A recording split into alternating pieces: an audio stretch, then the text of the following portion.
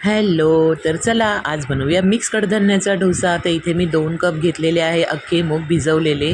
त्याच्यानंतर मी इथे हिरवे वाटाणे आणि चॉकलेटी चणे घेतलेले आहेत आणि मटकी. तर इथे 2 कप मी हिरवे मूग घेतलेले आहेत. त्याच्यानंतर मी इथे ना 1/3 कप आहे ना मी इथे घेतलेले आहेत हिरवे चणे आणि 1/4 कप मी घेतलेला आहे चॉकलेटी चणे आणि त्याच्यानंतर हाफ कप मी घेतलेला आहे मटकी.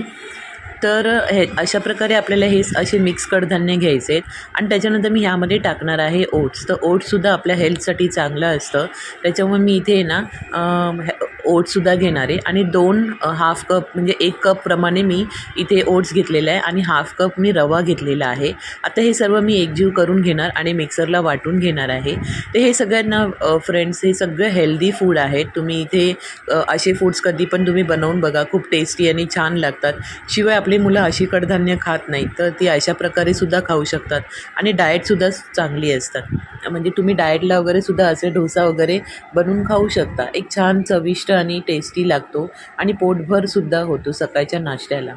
तर तुम्ही अशा प्रकारे बनवून खाऊ शकता. तर इथे बघा, मी इथे आहे ना अद्रक टाकणार आहे. पहिलं वाटण मी करून घेतलं. आता मी दुसऱ्यांदा अजून एक खेप करणार आहे. त्याच्यामध्ये मी अद्रक टाकलेली आहे आणि हिरवी मिरची.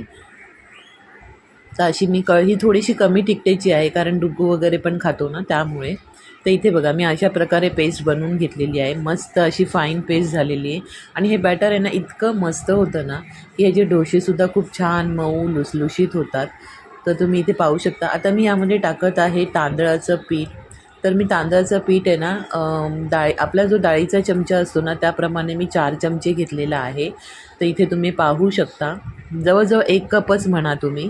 तर हे ना मी असं छान फेटून घेणार आहे आणि फेटून घेतलं ना तर ह्यातलं जे काही एअर असतं ना ते निघून जातं आणि आपलं पीठ जे आहे ना बॅटर ते एकदम ढिलं पडतं.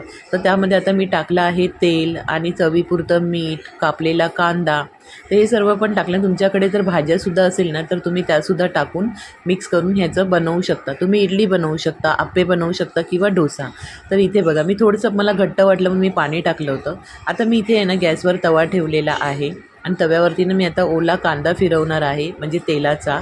आणि बघा, बॅटर मी टाकून घेतलं आहे छान प्रकारे आणि आपले डोसे ना मस्त असे छान होतात बघा. खूप सुंदर आणि टेस्टी लागतात.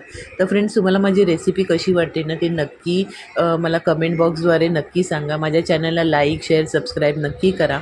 तर अशा प्रकारे तुम्ही डोसे बनवून तुमच्या मुलांना टिफिनला वगैरे देऊ शकता किंवा खायलासुद्धा देऊ शकता. कारण काय असतं ना, लहान मुलं पटकन अशी भाजी वगैरे खात नाही. तर अशा प्रकारे तुम्ही मुलांना खायला घालू शकता.